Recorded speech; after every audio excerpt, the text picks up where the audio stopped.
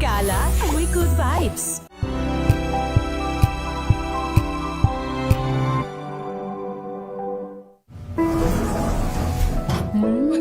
Amoy forever. Amoy LQ. Amoy new kalat berry blooms.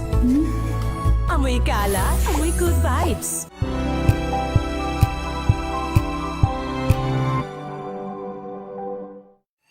Mga balitang gigising sa inyong umaga. Mga balitang kailangan mong malaman. Mapapakinggan sa ACS Balita sa 2x2. Kasama sina Anthony Taberna at Jerry Baha. Lunes hanggang Biyernes.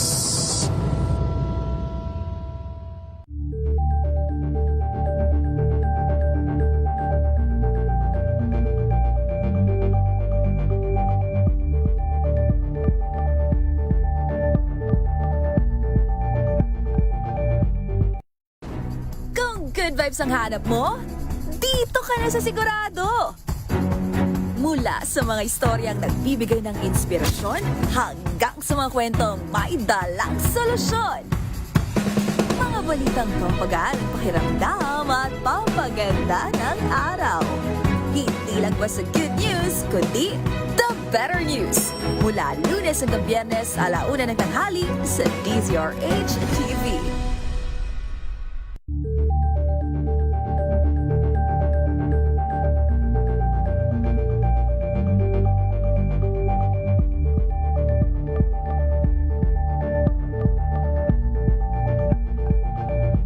Curious ka ba sa maraming bagay? Kami na ang bahala dyan. Aalamin, tutuklasin at bibigyang linaw namin ang mga katanungang bumabagabag sa inyong isipan. Sa programa kung saan ang bawat sagot ay galing lamang sa mga eksperto. Ang Expert's Opinion, tuwing linggo 3:00 ng hapon, dito lang sa DZRH TV.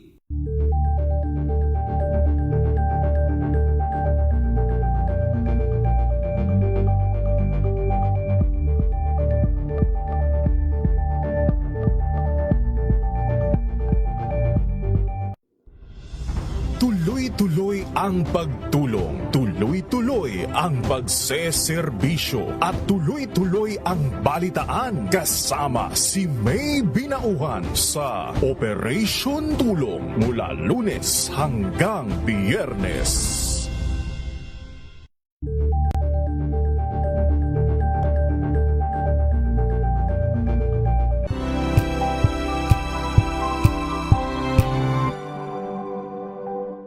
Sa loob ng 86 na taon, DZRH ang naging kaagapay ng mga Pilipino sa balita, sa serbisyo at sa bawat kwento. 86 na taon ng tiwala, at sa mga darating pang taon, mas pinalakas at mas pinagtibay para sa Pilipino. DZRH. Una sa Pilipinas, una sa Pilipino. Serbisyong tapat sa'yo, DZRH.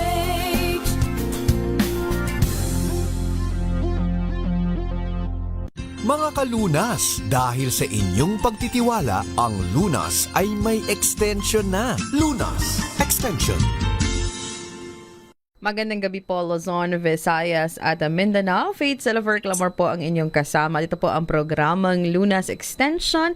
Ngayong gabi ng Tuesday, 30 minutes ng talakayan po ito tungkol sa pangangalaga sa ating kalusugan. At para po samahan tayo sa ating talakayan ngayong gabi, makakasama natin, graduate po siya ng FEU, Dr. Nicanor Reyes Medical Foundation School of Medicine. Graduate din po siya ng Far Eastern University Manila ng BS Biology.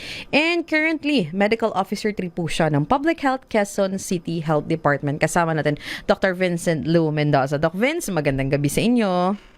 Hello, Ma'am Faith, no? At sa ating lahat ng tagapakinig ngayon, sa ating lahat ng listeners, magandang gabi po.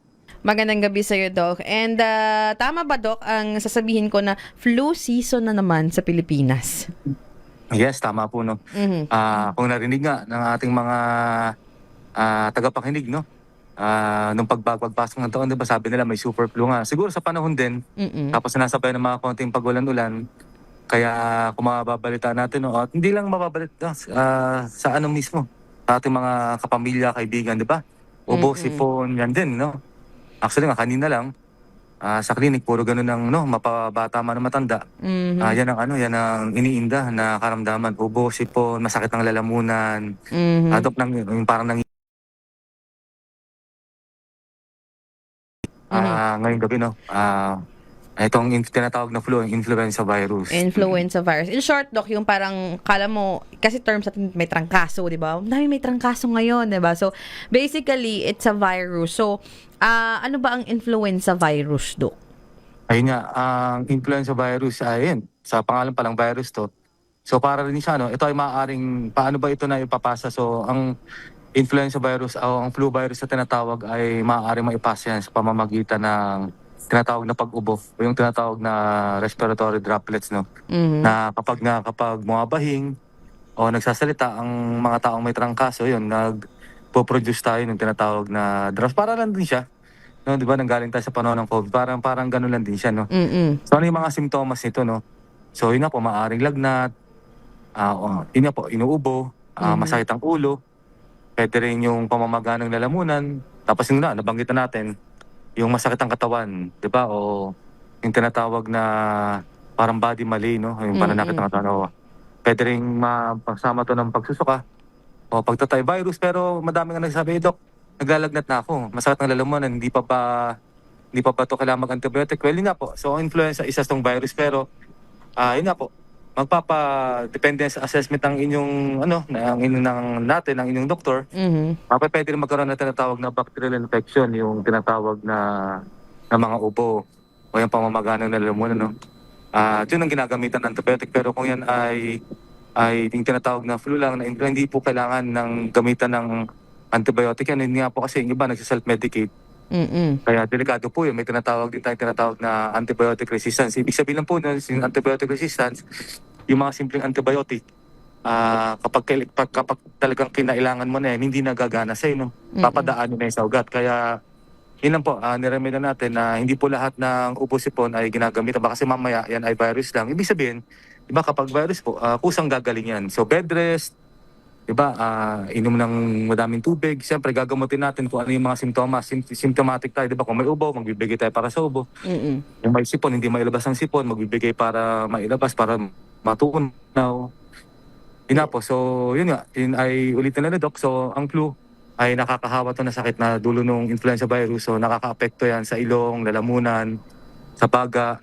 So, yun nga. Yung mga nabanggit natin pong simptomas, so maaari magdulot din ng mga tinatawag na mild o yung katamtaman hanggang sa malubhang karamdaman, no? Mm-mm. So, Yun nga. Yes, ma'am. yun nga, Doc, sabi mo, di ba, flu, yung mga sintomas nito, lagnat, ubo, headache, sipon, yung pamamaga, pananakit na lalamunan, pananakit ng katawan, pagtatay at pagsusuka. So, Doc, minsan kasi, especially sa Pilipino nowadays, no, dahil nga nakakahawa itong flu, may iba, syempre, napapraning na, uy, pag konting ubo, or, tama ba, Doc, ay, hindi ba, paano masabi, Doc, na flu na? Kasi yung iba, hindi magalang talaga lalamunan ko or masakit lang talaga yung pag walang lagnat, hindi nila kino-consider na flu. May ganun ba, Doc?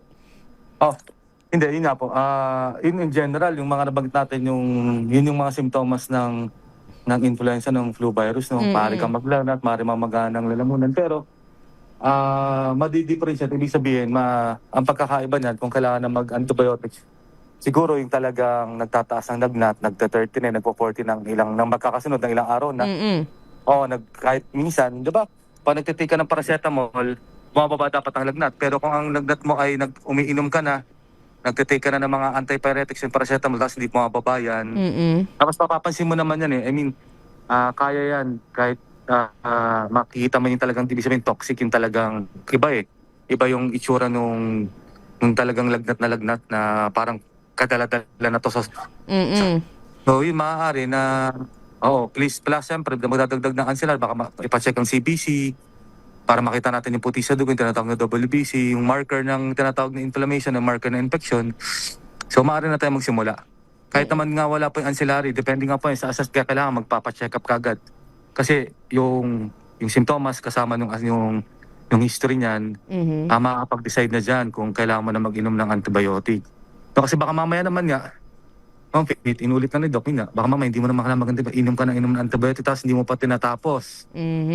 So, mas delikado yun. Yes, kaya dapat talaga mag-ingat, no, sa pag-inom ng antibiotic. And yun nga, Doc, dapat hindi basta-basta nagsi-self-medicate. Kasi, tama ba, Doc, ang simpleng flu o influenza virus na pag tumama sa katawan ng tao, can it also cause other complications, Doc? Or may iba kasi nagkaka-pneumonia or it's a different virus, Doc? Opo. Yun nga po, no, yung simpleng influenza ay, ay madali siya gamutin, no? At gumagaling nga mag-isa. Ngayon, pag malala na yan, kung naalala na, di ba? Nabanggit ito, kaling tayo dun sa pandemya. Pwede yung kasi mag-convert, ibig sabihin baka pwede maging pulmonya, maging pneumonia. Lalo siguro kung hindi ka pa bakunado, kung wala kang, di ba, may tinatawag din tayo mga flu vaccine, mamaya. I-discuss natin yung so, tapos yun nga po, idadagdag na natin, di ba, pasok na natin yung may mga comorbidities na tinatawag. Kahit hindi po senior citizen, mas lalo na kung senior citizen. Alam naman natin, yung mga kasama natin na may mga edad na o senior citizen na tinatawag ay mababa na niya. Lahat naman tayo, laging sinasabi nito, papunta dyan, no? Una-una lang. So, ano pa po ba, yung may mga comorbidities na banggit natin. Ibig sabihin, kahit wala pang senior na edad, no? Nasa 40s, nasa 50s, nasa 30s na may high blood, mataas ang hypertension, may diabetes, so mababa rin pang immune system niyan. Kaya yun yung mga binabantayan natin. No, kasi pag yun ay dinapuan ng influenza at lumala yung influenza, di ba, maaaring mag-convert na maaaring magkaroon ng ibang komplikasyon tulad ng pulmonya. Di ba po, maaaring, di ba, kaya yun maaaring maging komplikasyon at maaaring maging malupa o magresulta sa, alam niyo na po, sa malubang kondisyon. Yes. And Doc, itong influenza or flu, sabi mo nga na ngayon nakikita nyo sa mga clinics, no, talagang ang daming may kaso, especially dito sa Pilipinas. So, mapabata, matanda, Doc. So, yun nga, mas high risk yung mga senior citizen. Tama po ba, Doc? Yes, opo, no, senior citizen. Dahil ang mga senior citizen natin, bukod sa may ibang karamdaman na yan, alam naman natin yun nga po, mas madali na sila kapitan dahil mababa na resistensya niyan. Kaya nga diba, kadalasan din sa mga senior citizen ay, diba, kailangan lagi natin na-advise yan, pinapinom natin ng vitamins, diba? Lagi natin, diba, kung may mga available na bakuna, lagi natin binibigyan niya ng inuunahin sa bakuna. Diba? Ano pa po ba sa senior citizen nga? Kadalasan, kailangan ma-screen din sa ibang sakit kasi kung may ibang sakit siya at madapuan niya, makapitan niya ng virus o kahit na bacterial infection, mas malubak kung sa atin, sa malalakas, ay simpleng ubosipon lang baka sa kanila mag-convert, maging pneumonia, no? Ganun po. Ayan. So, sa pagbabalik po ng ating programa ngayong gabi, tatanungin natin, Dok, ano ba ang maaring gawin, no? At ang tamang paggamot or wastong paggamot kapag tayo po ay may flu. So, nabanggit nga kanina ni Doc na wag mag-self-medicate, wag agad-agad mag-antibiotics, diba? At paano ba tayo makakaiwas sa pagkakaroon ng flu ngayong mga panahon na ito? Ito po ang ating sasagutin sa ating programang Lunas Extension. Magbabalik po tayo pagkatapos lamang po ng ilang paalala.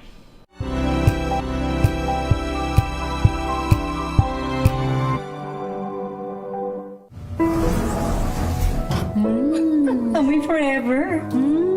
Amoy LQ. Amoy New Calab Berry Blooms. Amoy kala, amoy good vibes.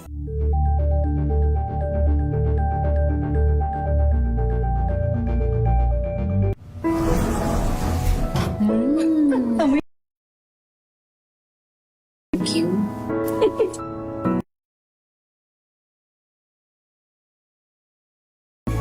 Amoy kala, amoy good vibes.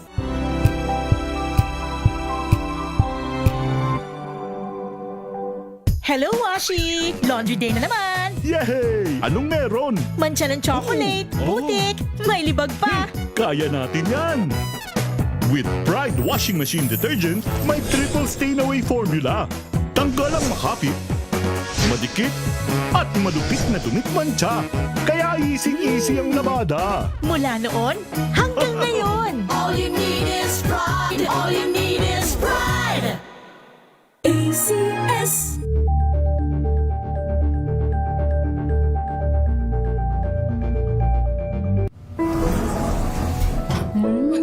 Amoy forever. Amoy LQ. Amoy Eucalypt Berry Blooms. Amoy kalat, amoy good vibes.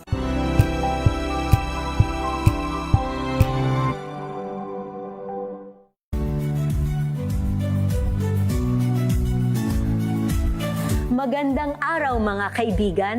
Ito po ang inyong balerina ng bayan, si Lisa Macuja Elizalde, na nag-aanyaya sa inyong samahan kami at ang aming mga espesyal na panauhin para sa kalahating oras ng masayang kwentuhan sa aming programang Art to Art, kung saan ang usapang sining at kultura ay para sa lahat. Huwag kaliligtaan, tuwing linggo, alas 3:30 ng hapon, dito lamang sa DZRH Radio, DZRH TV, at via online streaming.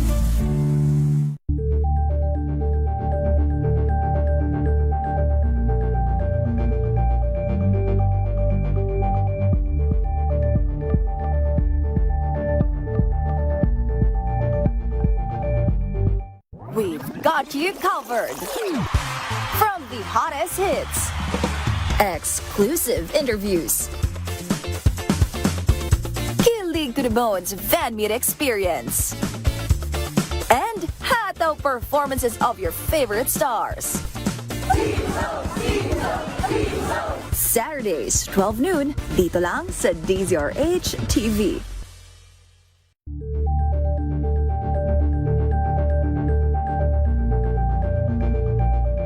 Ito ay bunsod ng naitalang 17 individual na ang kanilang naaresto.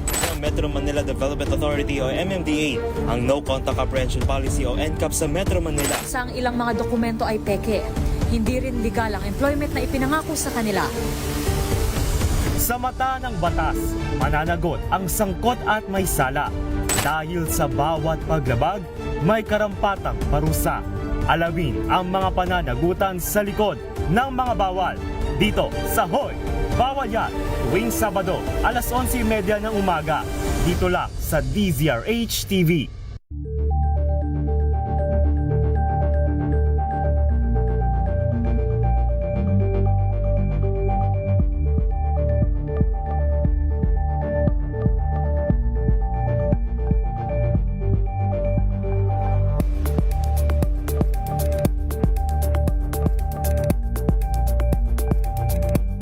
Maagang balitaan, maagang usapan sa mga issue at balita. Kasama si Kuya Angelo Palmones. Gandang Umaga Pilipinas, mula Lunes hanggang Biyernes.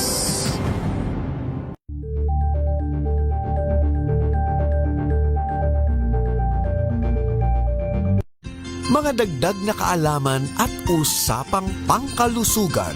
Lunas Extension. Nagbabalik po ang ating programang Lunas Nagbabalik po ang ating programang Lunas Extension. Kasama niyo pa rin po ako, Faith Salaver Clamor, si Dr. Vincent Lou Mendoza ng Quezon City Health Department. Pinag-uusapan ang flu. Ayun nga, Doc, no, na isa-isa ni Doc kanina yung mga sintomas ng pagkakaroon ng flu at ito nga po ay nakakahawa. So, bago natin puntahan kung paano nga ba maiiwasan ito, paano muna magagamot? Sa may mga flu ngayon, Doc, may mga sipon, ubo, lagnat, at nagtatae. At ano ba ang mga dapat gawin, Doc, upang gumaling mula dito? Ay, syempre, nabanggit natin sa kanina, ibig sabihin mo naman natin sa bahay, mag-bed rest. Diba? Ano pa ba? Yun na, pangalawa, nabanggit pa din po natin, ang paggamot natin sa virus, no, ay symptomatic, ibig sabihin, kung may ubo, so magbibigay tayo ng gamot para sa ubo. At idadagdag na rin dyan ni Doc, no, lagi natin ugaliin, magsisipilyo, magagargle tuwing pagkatapos kumain, no, saka bago matulog. Bata man ay matanda. Gaano ka bata, Doc? No? So, sa bata, kung yung edad na pwede na silang turuan na magsipilyo palagi. Di ba po, kung 6 na beses, kung 5 beses ka kumakain sa isang araw kasama merenda, magsisipilyo ka. Dahil bakit po? Laging tinatay mga pasyente kasi kailangan na healthy o malusog yung kalusugan ng bibig natin. Yan lang kasi mga pwedeng pasukan, di ba? Ano ba yung isang simptomas? Virus, di ba? Masakit na mamagang lalamunan. So, yan na naman po yung mga pasukan ng virus o bacteria sa katawan natin. Ilong, yung may mga butas po, ilong, butal, ilong, tenga, yung bibig, di ba? So, kailangan natin yan. Meron nga ako nabasa, Doc, na sa ibang bansa daw parang practice na after nilang lumabas, sa Japan siguro to, pag uwi nila sa bahay, ang first thing na ginagawa aside sa maghugas ng kamay is mag-toothbrush or mag-mouthwash. Yes, tama po, no? Kasi dapat talaga, heto hindi lang yung kasama na po yun na para matibay yung ngipin, no? Pero yun nga po kasi dapat, yan ang mga point of entry na tinatawag, no? So yun nga po, so kung may ubo, magbibigay para sa ubo, kung may lagnat, magbibigay para sa lagnat, bakit ang lalamunan, pwede di ba? Pwede na magbigay ng tinatawag ng mga antihistamine, mga tinatawag na cetirizine, o kaya pwede magbigay ng mga lozenges, di ba po? Yan po yung mga gamot, no? Pero ano ba yung wastong paggamot talaga. So, ibig sabihin, kapag ka na kanina sa bed rest, manatili sa bahay. Diba? At magkaroon siyempre ng sapat na pahinga. Diba? Ayun, more water, lagi sinasabi siya, pag-inom ng wastong dami ng tubig. Diba? Kasi, kadalasan, pag malakas ang lagnat mo, dehydration eh. Yes. Ibig sabihin, uubusin ng tubig. Diba? Ito, may magandang tanong, ano ba yung lagnat o fever dog? Ang lagnat kasi, simptomas lamang yan ng isang sakit. Ito pinag-usapan natin, diba? Influenza virus. O, diba? O, bacterial infection sa tinatawag na virus, sa ubo. Ibig sabihin ng lagnat sa sintomas lamang ng isang sakit yan, hindi siya mismo yung sakit o diagnosis, no? At kadalasan, most of the time, ang lagnat ay dahil sa iba't ibang uri ng infection. Katulad po ng pag-usapan, katulad ng viral o bacterial infection. Ngayon, kung viral yan, tulad ng influenza o dengue, di ba? O yung COVID, expect na po natin yan na pwede ka maglagnat siguro hanggang 4-5 araw na hindi kailangan uminom ng antibiotic at kusang lalabanan ng katawan natin yung virus na tinatawag, no? Ang tanging paraan lang nga dyan, siyempre, kumain ng mawasto, kumain ng malusog. Uminom ng maraming tubig, nabanggit na natin, no? Diba? Kung Doc, vitamins, lagi sinasabi, vitamins, so yung mga tinatawag na herb, kung yun po ay hiyak sa inyo, walang problema po yan, no? Basta makakatulong sa inyo. Marami kasi nagtatanong, no? Bakit pabalik-balik yung lagnat kahit yung paracetamol? Kaya nga po kasi may mga iba't ibang uri din ng lagnat. Kaya nga importante, kung may ibang sakit, halimbawa, kung dengue, may iba't ibang uri kasi ng phases, may iba't ibang, kasi yung sa dengue na lagnat na tinatawag, kaya importante, mapacheck up kagad, no? Para malaman natin kung yun ba, kailangan mo na ba mag-antibiotic, yan ba baka mamaya hindi na influenza, baka mamaya kasi yung mga nabanggit natin mga faith, no? Lalo sa mga listeners, no? Influenza, yung mga nabanggit, masakit ng katawan, nagsusukan, mga sintomas din po yan ng tinatawag na dengue virus. Siguro sa ibang paano natin pag-usapan dengue, kaya importante ang pinupunta namin dito sa programang Lunas ay mapacheck up para ma-identify natin. Ano yung susunod? Ugaliin siyempre, banggit po ng mga faith, no? Yun nga, magsipilyo, ugaliin di ba? Maligo. Pag may lagnat, pwedeng maligo mong faith. Binabali natin yung mga maling paniniwala ng mga unang panahon. Diba? So pwede ka maligo 3 beses isang araw na mas lalagnatin ka, mas magkakasakit ka pag hindi ka naligo dahil madumi. Diba yan? Mas ang paghugas ng kamay. Diba? Lagi magdi-disinfect, mag-alcohol. Diba? At yun nga po, mag-isolate, mag-stay sa bahay. Diba kung nabanggit natin lahat ng faith, no? Sa ating mga listeners, ano po ba yun? Yan lahat ay proper hygiene. Diba? Yun lang naman yan eh. Tapos kailangan sa kwarto o sa bahay, di ba, may proper ventilation. Ibig sabihin, umiikot yung hangin, naaarawan, di ba? At importante yan, mag-face mask. Hindi nakakaya mag-face mask. Kung ikaw ay inuubo, di ba, may sakit, at ikaw ay papasok, nag-decide ka pumasok, kaya ng katawan mo, so mag-face mask ka kasi baka mahawa yung mga katrabaho mo. Ayan. At nga, importante, last month, nabanggit natin, siyempre, magpabakuna.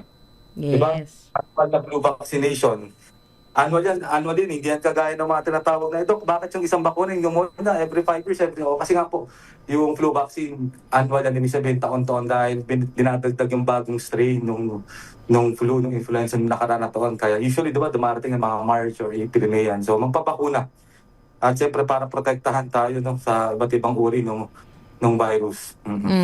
And syempre, Doc, yun nga, yung pag-iwas sa mga mataong lugar ngayon, di ba? At marami din kasi ngayon, Doc, may lagnat na or may ubo, may sipon, talagang mag-opisina pa or gagala pa. So, parang panawagan din, no, na tayo na rin ang mag-isolate, mabadok sa sarili para mag-spread yung virus. Yes, tama, no? Iwasan ang matataong lugar. No, naintindihan naman natin lalo na kakagaling natin ng Pasko. Masaya kasi mag-celebrate tayo mga Pilipino, no? Pero kadalasan, doon din yan nakukuha. Diba? Yes. Dumidepends po ko sa damit ng kasama mo, nakasabay mo, katabi mo kumain, katabi mo sa loob ng sasakyan. Diba ano pa, nabanggit naman, very tama po. So, yung konting pera kikitain mo, baka mas malaki ang mawala kung pipilitin mo pa magtrabaho. Ipahinga mo na lang, isolate mo. Yung 2-3 araw na ipapahinga mo, baka mas malaking kapalit yan. Diba? Baka 1 buwan, 2 linggo ka hindi makapasok pag lumala yung sakit mo. So, ibig sabihin lang mag-isolate. Yes. Dok, sabi nga natin, no, ang mga doktor ang magsasabi kung kailan mag-antibiotic. So, to what extent, Dok, or gaano nakalala ang mga sintomas para sabihin na yung pasyente kailangan dalhin na sa clinic or sa ospital? Ayun, mapit, nabanggit natin sa kanila. Kung yung lagnat niyan, ay kahit umiinom na ng pampababa ng lagnat tulad ng paracetamol, at hindi po nga baba, no, nagpamataas pa lalo, nagta-39, 40, ilang oras na, ilang araw na. Ano pa? Siguro pag yung tuloy-tuloy yung pagsusuka, pagtatae, di ba, nabanggit ka na masakit ang ulo, pero may matinding masakit ang ulo, siguro talagang pag masakit na kung sa 1 to 10 ang pinakamasakit, siguro pag sinabi ng pasyente na 11/10 na, di ba, at naglalagnat, di ba, nakita mo na ito pa yung, at nawala ng gana kumain. Diba, ayaw kahit uminom ng tubig ayaw. So, kailangan na siguro itatakbo na kagad yan. Yes, kasi nakakatakot yung dehydration, no? So, again, i-observe nyo, huwag mag-self-medicate, sabi nga ni Doc. And kapag binigyan kayo ng antibiotics, Doc, tatapusin at iinumin sa tamang oras. Bakit napakahalaga ito, Doc? Kasi marami pa rin ako nakikilala na parang pasaway when it comes to antibiotics. And sinasabi ko nga na yung antibiotic kailangan tatapos mo talaga yung araw niya na binigay at yung oras kung kailan mo siya iinumin. Bakit importante ito, Doc? Yes, Ma'am Pete, no. Matagdag ni Doc, no, Ma'am Pete. Dahil nga, kadalasan, tama po yung sabi nyo, no. Ang antibiotics kadalasan may 7 araw yan, pero may 5 araw, may 3 araw, depende sa lakas at uri ng antibiotic. Pero kasi, ang mga pasyente natin, no, pag nakainom na yan, usually kasi kakarga o epekto ng antibiotic 3-4 na araw. Ibig sabihin, mag-epekto na sa katawan, kakarga na yan. So, gaganda na yung pakaramdam. So, yun pa yung pagkakamali ng karamihan sa atin, no. No, na ako, sa totoo, may mga kakilala, may kapamilya na tinakano nga nakakalungkot. At siyempre, napagsasabihan natin, kasi 3 araw, 4 na araw, gumanda na eh. So, tinigil ko na. So, delikado po yun dahil nga po din sa tinatawag na antibiotic resistance. Ibig sabihin lang po, yun nga po, kapag in the future o sa susunod na mga panahon, pag nagkasakit ka ulit, kahit simpleng infection sa ihiyan, simpleng infection sa baga, o simpleng kahit nasugatan ka lang at kailangan ng antibiotic, magtataka ka, hindi na gumagana sa yung mga simpleng antibiotic. Kasi nga po, din nga po sa history nyo, din sa mga ginawa yung mga nakaraan na panahon na 3 araw lang, 4 na araw lang, na dapat kinumpleto man lang 7 araw, o kinumpleto man lang 10 araw, hindi mo tinapos antibiotic. Kaya yun po yun, ibig sabihin, yung antibiotic ngayon, hindi na oral, hindi na kaya ng katawan mo na iinumin, kailangan papadaanin na sa ugat, isaswero na sa yung gamot. Di ba po, mas mahal yun. Kasi pag ang pagswero ng gamot, di naman yan outpatient, o hindi yan ginagawa, so pa i-admitting ka yan sa hospital. At siyempre, mas mahal yung mga gamot na papadaanin sa ugat. Ayan ha. So again, kumonsulta at yun nga para makaiwas tayo sa pagkakaroon ng flu, yung mga paalala ni Doc kanina, proper hygiene talaga, maghugas ng kamay, mag-face mask kung pupunta sa mga mataong lugar. Especially now talaga, Doc, no, na napakauso nitong sakit na to. So make sure na lang na naka-face mask kasi maraming tao na rin na nakakalimot mag-face mask dahil wala ng COVID. Yes, tama, no? Yun yung mga ano natin, Ma'am Pete, sa atin lahat sa mga bagong listeners, no? So, itigil natin, stop the spread. So, paano yun? So, huwag na isama, iwasan. Sinabi na naman, iwasan mga tao lugar. At dadagdagan ko lang, huwag na isama ang mga bata sa matataong lugar kung di maiwasan lumabas. Kaya natin, siyempre, ating mga magulang, o siyempre sila lolo't lola na magsuot ng face mask. Hindi lang sila lolo't lola, dagdagan dito. Sino pa yung mga magulang natin o kapamilya natin na may tinatawag na comorbidities o ibang sakit. Diba? O palaging magugas ng kamay, diba? Mag-sanitize ng kamay, mag-sanitize, mag-alcohol. Hindi rin nakakaya magdala ng alcohol, diba? Siyempre, kung nakakaranas kayo ng simptomas ng flu, katulad po naman ang banggit natin, kumonsulta ka agad sa pinakamalapit, diba, na doktor o health center.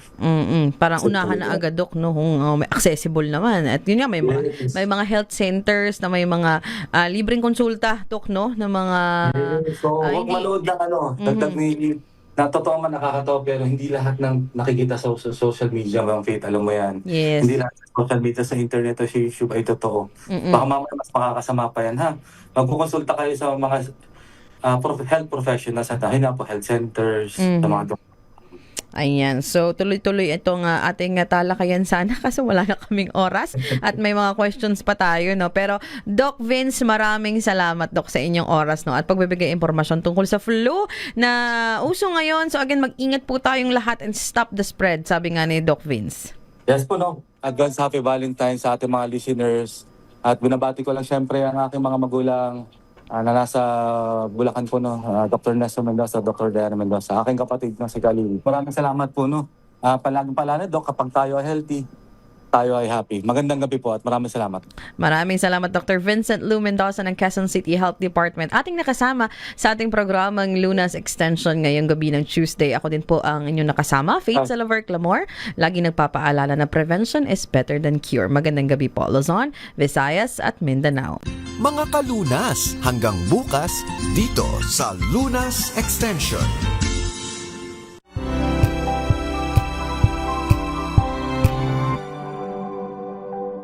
Sa loob ng 86 na taon, DZRH ang naging kaagapay ng mga Pilipino sa balita, sa serbisyo at sa bawat kwento. 86 na taon ng tiwala at sa mga darating pang taon, mas pinalakas at mas pinagtibay para sa Pilipino. DZRH.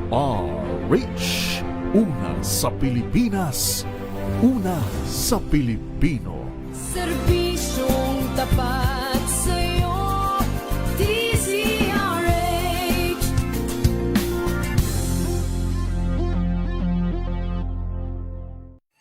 Mga balitang gigising sa inyong umaga. Mga balitang kailangan mong malaman. Mapapakinggan sa ACS Balita sa 2x2. Kasama sina Anthony Taberna at Jerry Baha. Lunes hanggang Biyernes.